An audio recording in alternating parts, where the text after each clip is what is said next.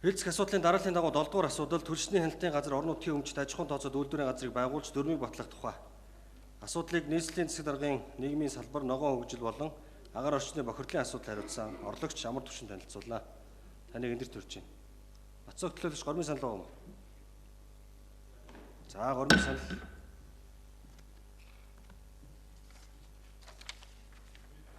Бацаг төлөөлөгчийн микрофон.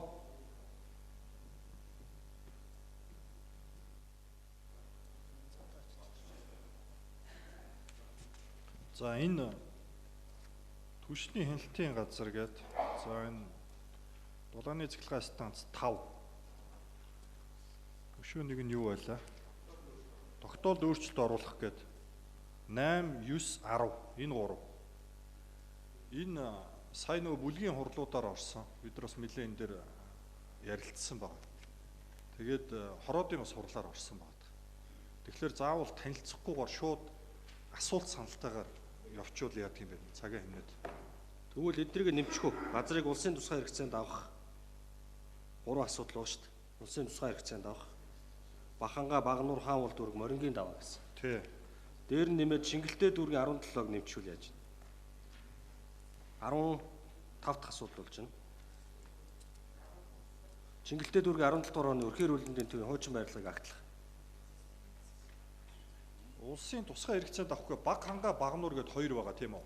Дээр нь Хаан улд дүүрэг, Морингийн даваа гэж байгаа. Морингийн даваа хог боловсруулах үйлдвэр гэдэг тий. Тусгай хэрэгцээнд авах 140. Ингээд тусгай хэрэгцээнд авах 3 газрын асуудал байгаа. Баг ханга, Багнуур, Морингийн даваа гэдэг. Ингээд эдрийг шууд асуулт саналтайгаар явуулчих гэдэг Гормын санал оруулж. За, Бацаг төлөөлөгчийн гаргасан Гормын саналаар сан тураал дэмжиж гисэн саналын томьёолоор сан тураал. Ер нь тарил гэсэн юм л.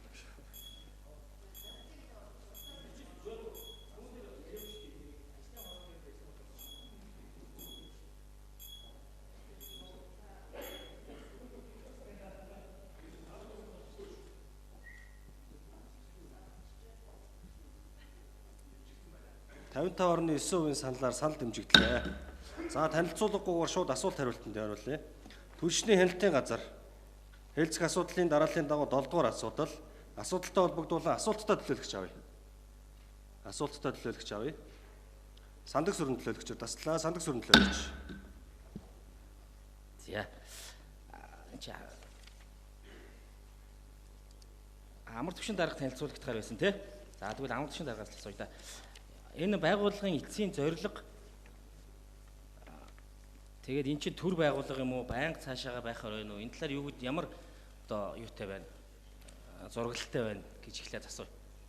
Тэгээд байгууллагын дүрм болгон энэ нэг үндэслэл шаардлагыг нь харсан. Энэ дээр ажиллах юмнууд нэлээ их байна лээ. Энийг яг хаанд боловсруулж орж ирсэн дүрм үндэслэл шаардлага вэ? Аль газар дээр энэ боловсруулагдсан бэ гэж. За, танилцуулгатай холбогдуулан ажлын хэсгийн гишүүд байна. Нийслэлийн агаар орчны бохирдлоо дэмжих газрын дарга Мөнхбаатар дарга ирсэн байна.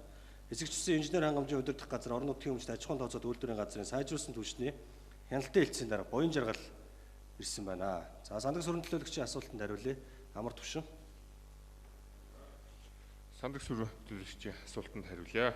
За, байгууллагын эцсийн зорилго нь бол бид бол энийг яагаад хэсэгчилсэн инженерийн газраас бол туснаа гаргаад ингээд явж ийна гэх юм бол бид нэр агаарын бохирдол за тийм түүнээс үүдэлтэй байгаа нөгөө нэг айлуудын төлж байгаа түлш за түүний нийлүүлэлт за тэгээд цаашлаад байгаа угаартал түүний хяналт нөгөө нэг мэдрэгч гээд энэ бүх асуудлуудыг бол тусдаа нэгжээрээ бол ингээд хариуцлагатай явъя. За энэ эцсийн зорилго нь бол бид нэр энэ асуудлыг эрхэлсэн энэ асуудал дээр дараа нь хариуцлага хүлээх субъекттэй за тэгээ хариуцлага хүлээх газартай байхгүй бол одоо яг энэ жилийнхээр бид нэгээ сонсголтоо ирч байна. За ингээ бусад асуудлуудаар ингээ гарахаар хариуцлага хүлээх газар нэгээ байдгүй. Тэгэл нэг рүүгээ асуудлаа явуулаад нийслэлийн эрүүл мэндийн газар гээл нийслэлийн агаарын бохирдлоо тэмцэх газар гээл хэсэгчсэн инженерийн газар гээл тэгэл засаг дарга гээл ингээл нэг рүүгээ явуулаад яг нөгөө хариуцах эзэн энэ ажлыг чинь гүйцэтгэх эзэн ингээд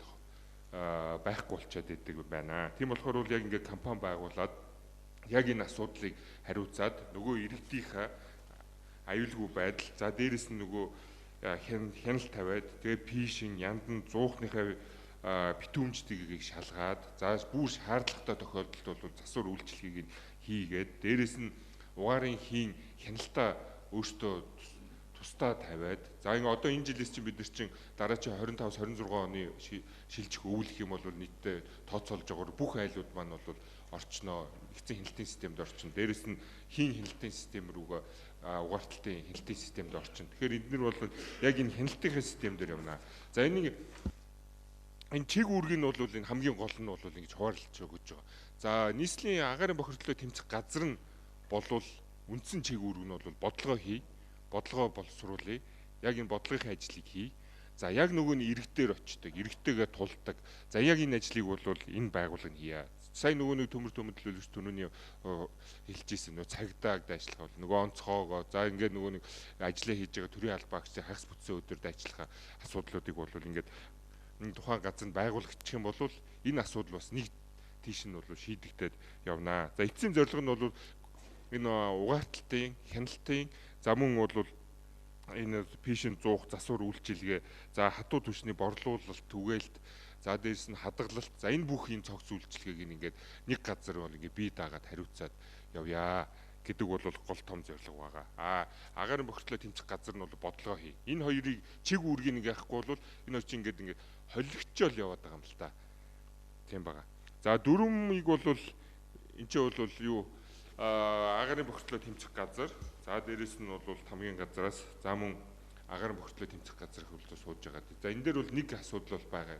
Жохон нөгөө төсөв мөнгөндөө ерөөхдөө бол тааруулж бас дүрмийнхээ аюуг оруулахгүй болвол бидний нөгөө төсөв мөнгө чи өөрөө хязгаарлагдмал дээрээс нь баталсан төсөв байгаа. За энэ дээр бол ингэ явж байгаа. За энэ дээр илүү дэлгэрэнгүй хариултыг манайхнаас хариулах бол. За дэлгэрэнгүй хариулчих дүрмэн дээр. За нэмэлт тодруулах хэсэгчсэн инженер хангамжийн удирдах газар сайжруулсан түвшний хяналтын хэлтсийн дараа буян жаргал. За дөрмийг бид нэр нийслэлийн өмчийн харилцааны газар нийслэлийн судалгаанд хамгийн газрын холбогдох одоо мэргэжлийн байгууллагатай хамтарч боловсруулсан байгаа. За 2025 оны манай үйл ажиллагаа явуулах төсөв бол батлагдсан байгаа. Бид нар төсвийнхээ хүрээнд яг одоо явуулж байгаа үйл ажиллагаан дээр тулгуурлаж дөрмөө боловсруулсан. Цаашид манай үйл ажиллагаа өгшөө ингээд өргөжих юу нь бол яг нэг наривчсан тодорхой юу байхгүй байгаа учраас дөрмөд бол оруулах боломжгүй байсан. За хуулийнхаа дагуу бид нар дөрмөө цааш нь өшөө үйл ажиллагаа өргөчих юм бол дөрмөд нэмэлт одоо өөрчлөлт оруулаад дөрмийнхаа дагуу бас төсвөө батлуулаад явах юм боломжтой гэж үзэж байгаа. Тодруулж суух сандаг сүрэн төлөөлөгч асуулт асууж дууслаа. Танилцуул. За нэмэлт 1 минут. Байна уу? За ер нь амар түвшин даргын тайлбарлаж байгаа миний бодож исэн байгууллага мөн байна. Тэгээд төвлөшний хяналтын одоо энэ байгууллагад байна шүү дээ. Эхлээд яах гэж энэ байгууллага байгаа юм бэ гэдэг нэг юм зорилт байдаг байхгүй юу. Тэгээд эдгэрчээд хийх ажлаа биччихээд эцсийн дүндээ 2 жилийн дараа энэ байгууллага байгуулснаар бид ямар үр дүнд хүрэх тухай энэ нэрнээс нь харахаар ерөөсөө мэргэжлийн хяналтын газрын ажил яваад байгаа. Бид эн чинь түлш хянах газар биш вэ шүү дээ. Эн чинь иргэдийг агаарын бохирдлын сэргийлэх газар байхгүй юу? Өөрийнх нь байгууллага нь уг нь. Тэгсэн мөртлөө өөрсдөө эднэр түлш хяндаг байгууллага гэдээ өөрсдөө ойлгож одоо яг тийм ажил хийн. Гэтэл үндсэндээ иргэдийг энэ агаарын бохирдол бишээ энэ угаарталтаас үржилсэн сэргийлэх энэ үндсэн ажлыг хийх гэж байгаа хүмүүс одоо мэргэжлийн хяналтын ажлыг хийх ухааны бодоод ингээд явах шинжтэй болж байна. Тэгээд байгууллага анх үүсэн байгууллагдахдаа эннийхээ учир ялгааг ойлгож ингэж явахгүй бол бусдын санал дээр хэлээ да тий.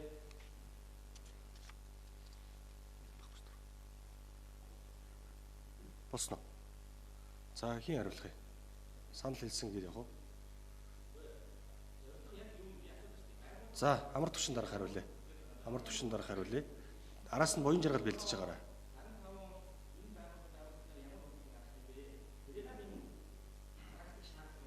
За амар түвшин дарах хариулъя.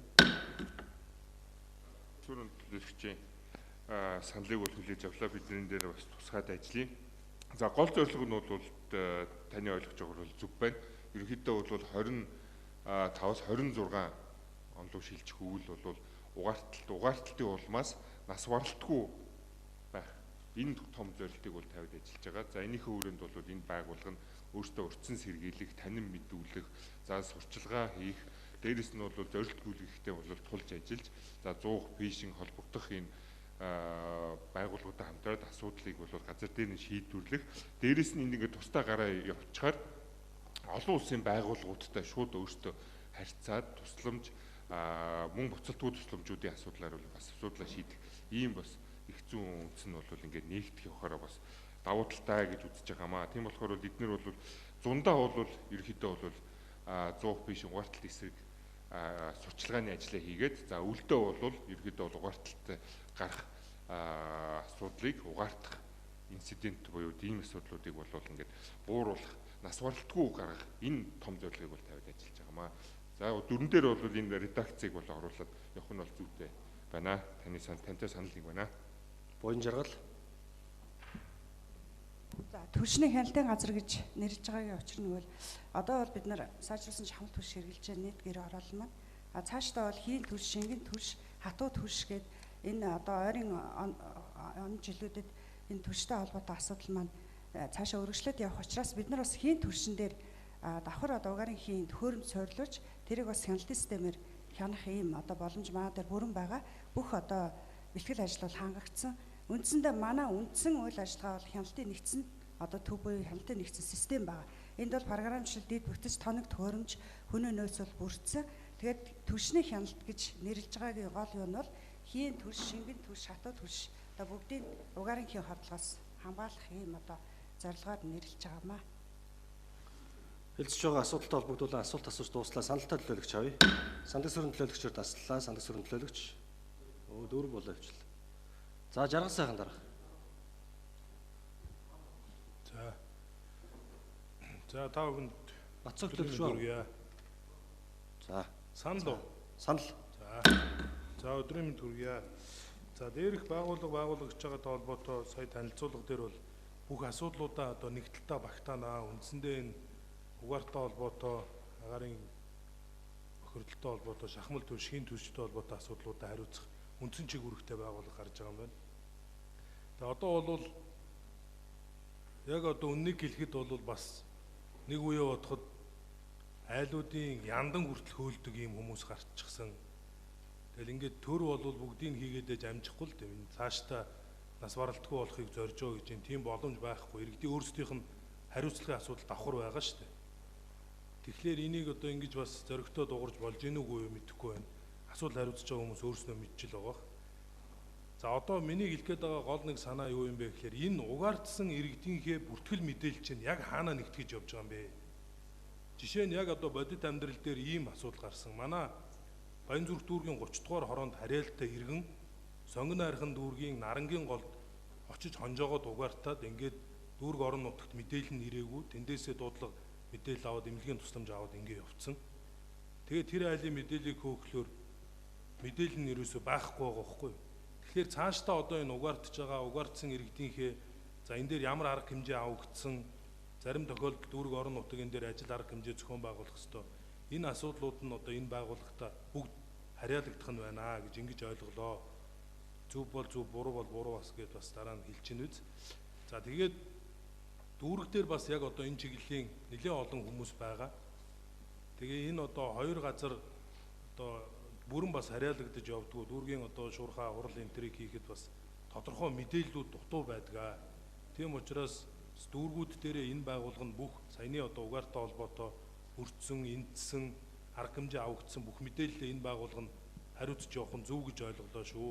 Тэгэхээр энэ дээрээ бас одоо цаашдаа анхаараад тэгээ нэгдсэн мэдээллээ хариуцж явахгүй бол онцгой байдал болон за дүүргийн зарим тохиолдолд эрүүл мэндийн төв дээр бол мэдээллийн зөрүүтэй байд юм байлээ шүү гэдэг энэ саналыг хэлье. Баярлалаа.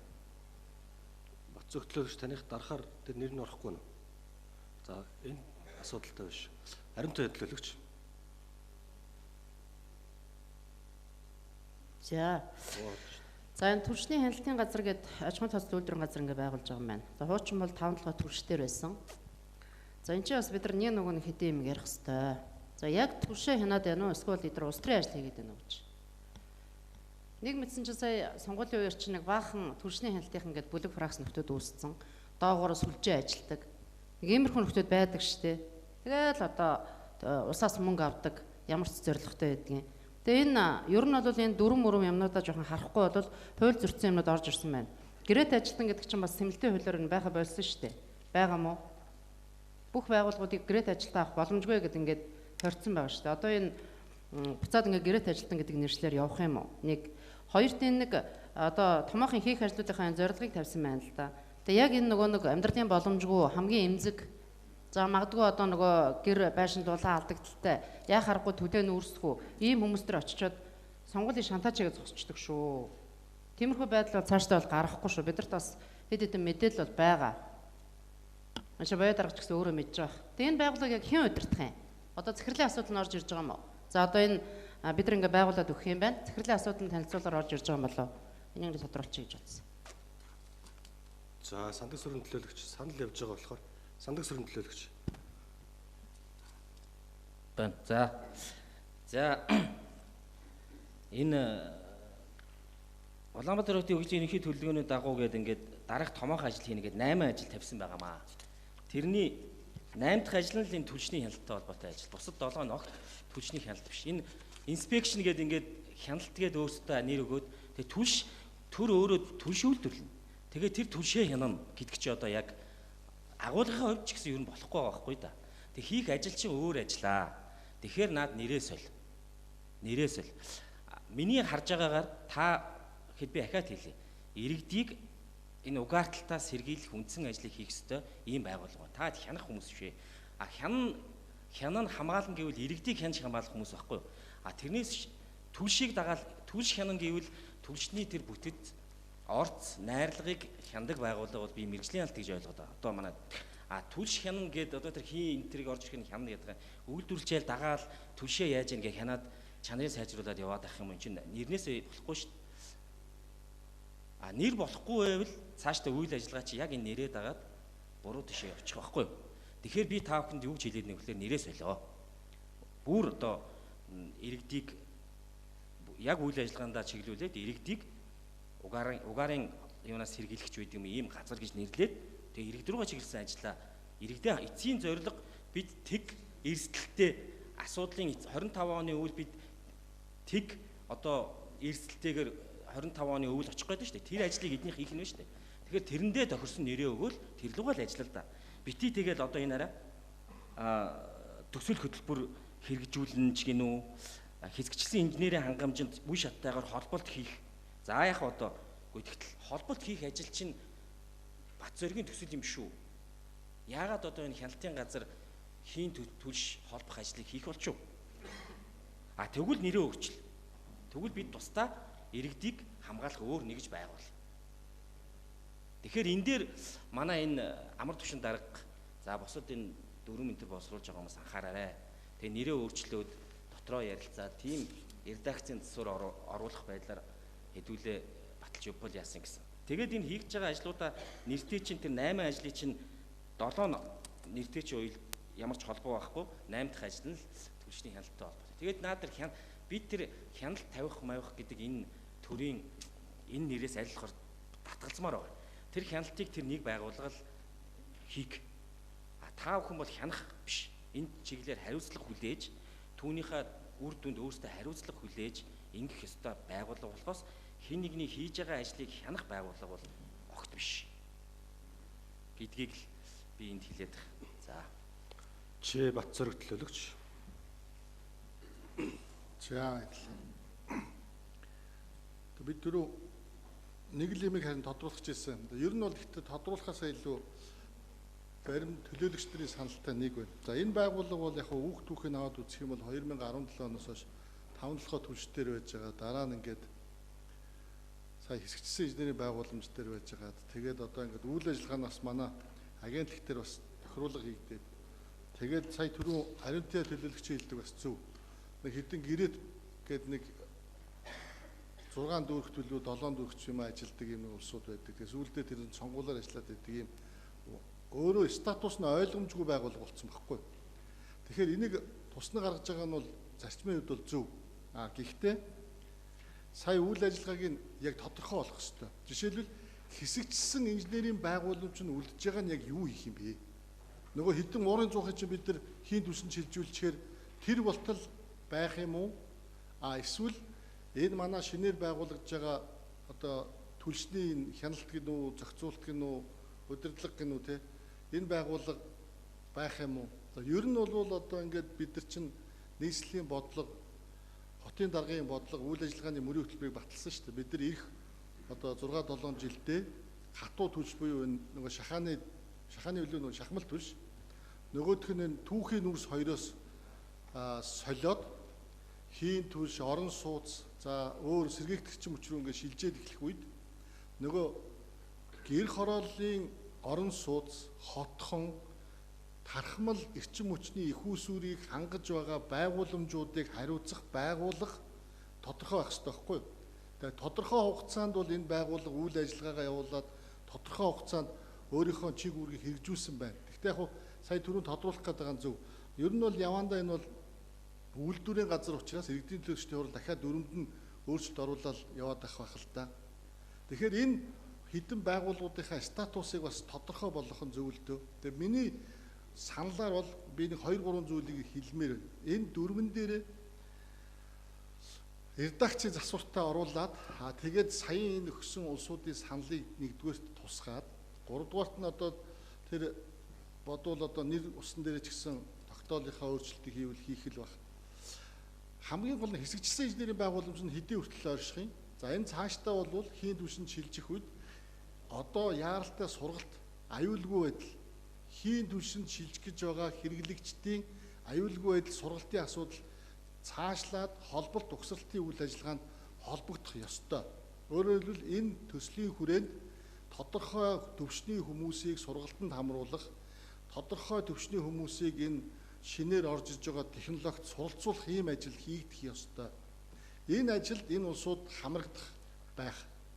Тийм болохоор энэ үйл ажиллагааныхаа чиглэлээр тодорхой ингэж орж ирсэн байх. За тэгвэл нөгөө хэсэгчсэн инженерийн байгууламж байна. Нөгөө нэг 100 хэдэн 100-ха хийн түвшин шилжүүлэх хүртэл оршин тогтноо тэгээд татан буугдах уу? Эсвэл одоо манай энэ шинээр байгуулагдж байгаа байгууллага маань энэ чиг үүргийг нь аваад ингээ гарах уу гэдэг энэ зааг ялгаагаа нөгөө нэг хэсэгчсэн инженерийн байгууламжийнхаа дүрмтэй хамт оруулж ирүүл яасан гэсэн надад бол нэг тийм бодол байна.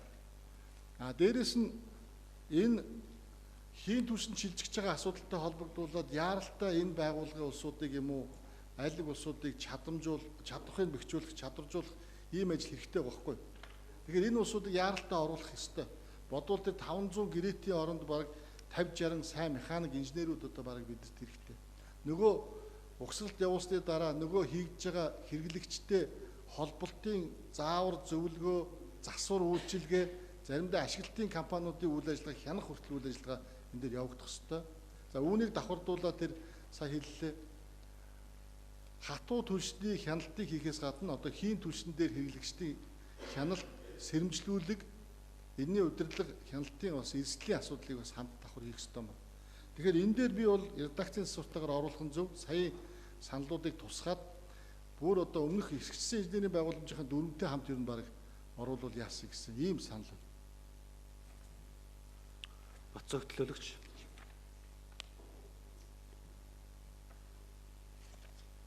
Энэ өнөөдрийн нөгөө хилэлцэж байгаа асуудлын хамгийн ихэнд бас бид нар нөгөө сонсоод өнгөрсөн шүү дээ. Засгийн газрын 62 дугаар тогтоол гэдэг. Тэгээ 2018 оноос хойш сайжруулсан шахмал түлшгээд айхтар юм.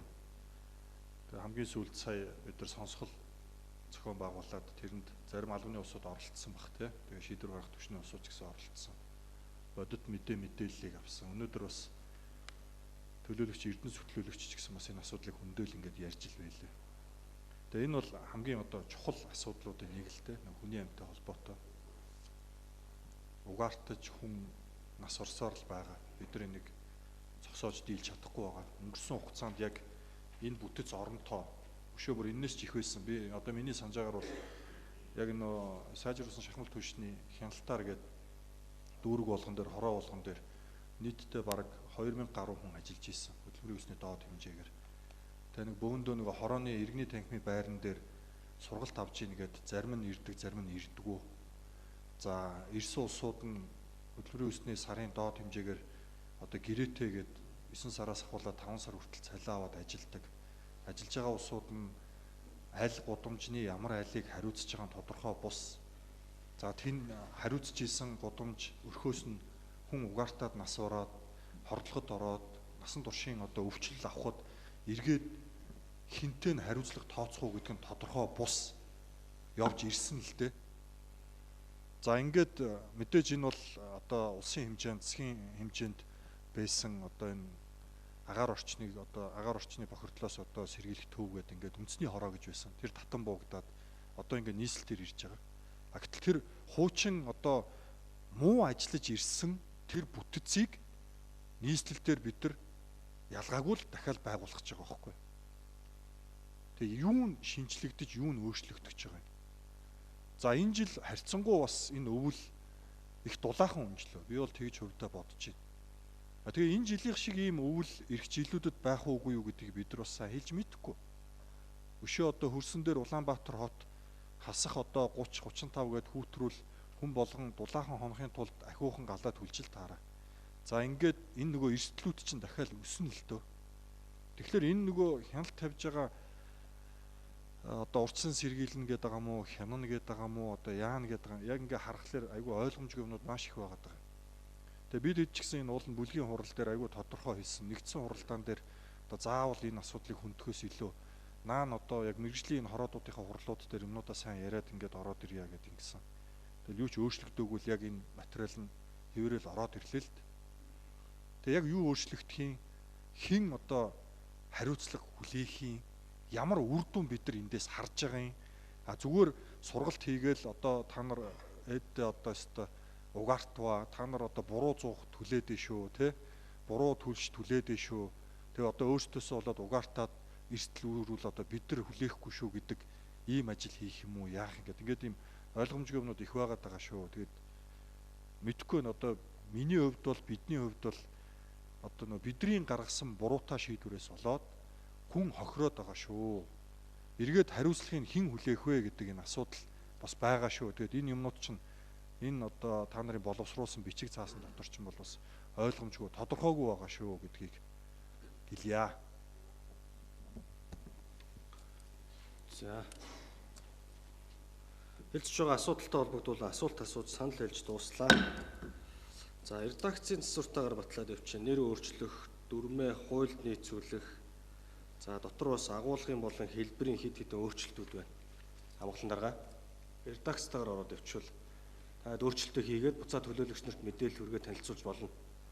За. За, Батцог төлөөлөгч.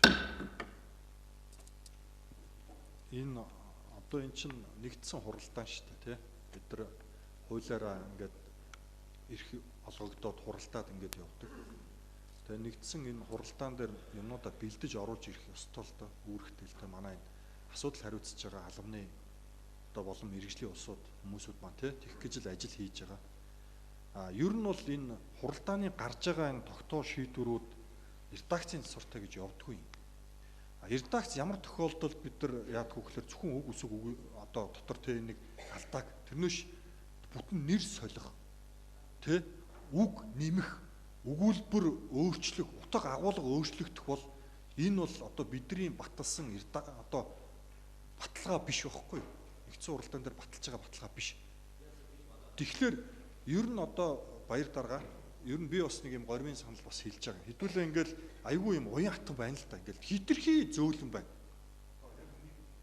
Микрофон. Редакцийн засвартай гэж толгойг нь нилээд буцаагаад идэг. Дараа нь энэ ямар редакцийн засвар орж ирээд юу батлагдаад явж байгаа бүү мэд. Тэ? Эргэж бид нар дээр редакцийн засвартаа баталсан хурлын энэ одоо тогтоол шийдвэрүүд танилцагдсныг бид нар мэдэхгүй байгаа даа. Осолдохгүй буцааснууд нь эргэж орж ирж байгаа шиг байна. Харамсалтай нь буцсан материалууд нь үндслийнхэн дагуу бэлтгэж шаардлага хангаж бас орж ирээгүй байгаа шүү. Тийм учраас зөвхөн миний хувьд бол одоо хувь төлөөлөгчийн хувьд энэ ер нь цаашдаа хэдүүлээ хуралдаан дээр ингээл толгойг нилээл редакцийн суртаа энийгээ ингээд тэгэж тэрийгээ ингээд тэгэж гэдэг. Тэгвэл бид нар наанан тэр баахан цаг үрэл хорооны хурал гэдэг бүтэн өдөржингөө хуралдаал тий бүлгүүдийн хурал гэж бүтэн өдөржингөө хуралдаал. Тэгэл тэрэн дээр чинь зөндөл комент хэлж өгч байгаа шүү дээ. Эн чинь болохгүй нь энийгээ саадгаач ингээд тэгэж гэл зөндөл хэлж өгч байгаа шүү дээ. Тэг юун ч өөрчлөгдөхгүй хуралдаа оруулж ирчээд дахиад төлөөлөгчнөрөөс баахан санал авчаад редакцийн засвартаа энийг батлаад ингээд явмааргүй байна. Тэгээ энийг одоо бас хэдүүлээ анхаарай цаашдаа.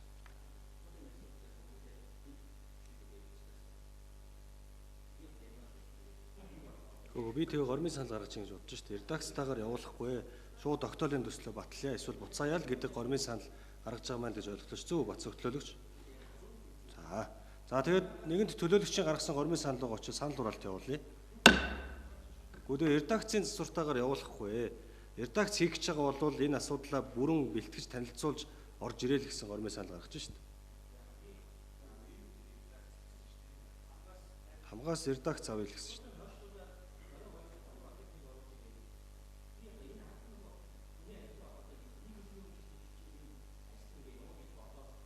За микрофон та тэгээд яг гормын саналаа гарга. За яг газар нь өөрөө их чухал газар учраас одоо нэг өдөр ч гэсэн хойшлуулчвал өмнө байвал нэг одоо цагаан сургалах гэж штэ. Үндсэн ажил нь баг энд явна гэж би бодоод байна. Тийм учраас бүтэн дараагийн хурал гэж хойшлуулах тийм санал гаргаж болохгүй байгаа даахгүй. Тэгэхээр би зүгээр ингэж бодож нэр юм өөрчлөөд хурлын төгсгөл хэсэг дээр дахиж нэг танилцуулаад алах зохиол яад юм болоо гэсэн нэг ийм энэ дээр нэг санал хураалт явуул яах вэ? Гормын санал.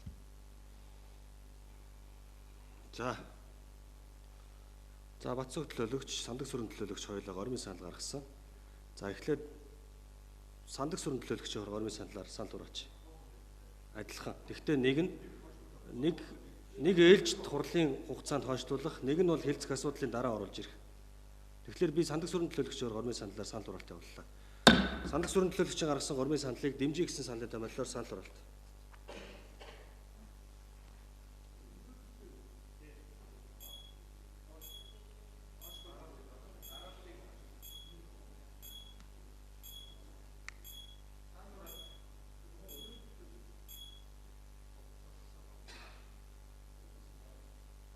За 55 орны 9% саналаар санал дэмжигдлээ.